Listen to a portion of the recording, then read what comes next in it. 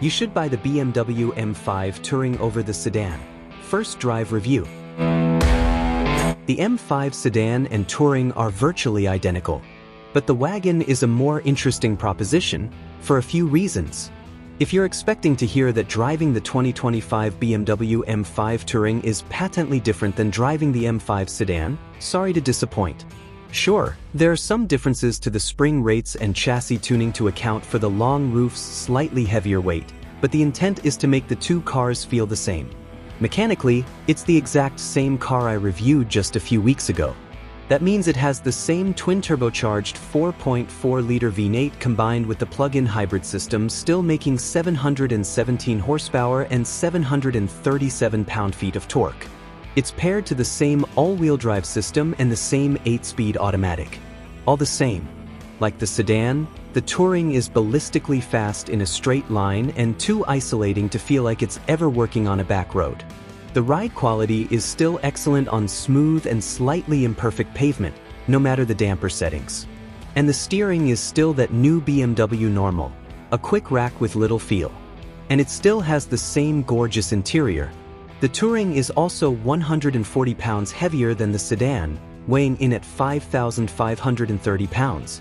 That sounds like a lot, but on top of an already stout 5,390 pounds for the sedan, the weight gain is minuscule.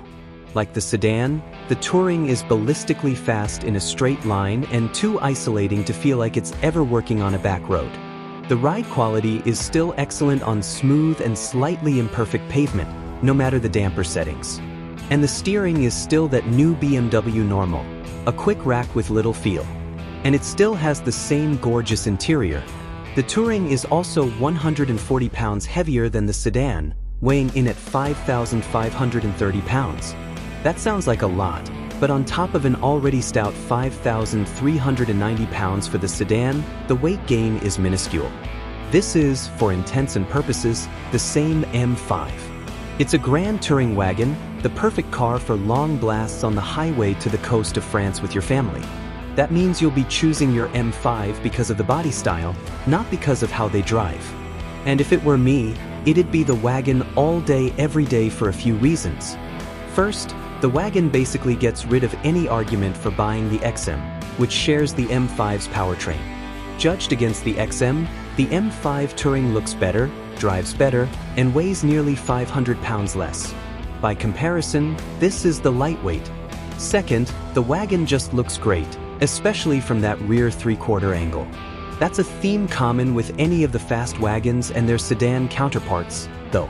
The Mercedes E63 is better as a wagon, and the Audi RS6 and its massive fender flares makes the RS7 look mundane. The new M5 has a true wide body, with a wider front and rear track. Those wider haunches combined with the rear hatch and the long roof give the M5 a great stance and a ton of presence. Third, and probably most importantly, fast wagons are just rad sleepers. If you're going fast in a sedan, people expect it. But flying by someone in a wagon, at least in America, will be confusing and leave them with more questions. Wagons haven't been about taking kids to soccer for ages, but that reputation still exists. Yes, the wagon does still share the negative aspects of the M5 and doesn't pretend that it's going to engage you at a safe speed on a back road. Essentially, nobody will be taking this car to the track either. But as a family hauler that needs to cover vast highway distances repeatedly and quickly, there aren't many cars that are better equipped. Now, just set aside $122,675 before options and you can get one after production starts in November.